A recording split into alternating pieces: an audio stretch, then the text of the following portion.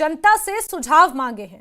स्वतंत्रता दिवस के भाषण के लिए जनता से उन्होंने सुझाव मांगे हैं। माई गवर्नमेंट या नमो ऐप पर जनता अपने विचार साझा कर सकती है, ये प्रधानमंत्री नरेंद्र मोदी का कहना है।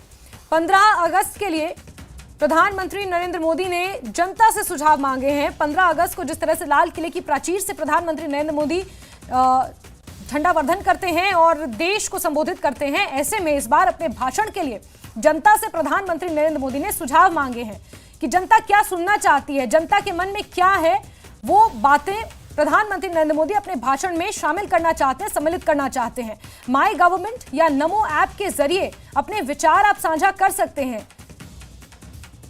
और प्रधानमंत्री नरेंद्र मोदी ने इस बार ये एक अनूठी पहल की है, जहां स्वतंत्रता दिवस के भाषण के लिए जनता से सुझाव मांगे गए हैं, जो जनता नमो ऐप या माई गवर्नमेंट के जरिए प्रधानमंत्री तक पहुंचा सकते हैं।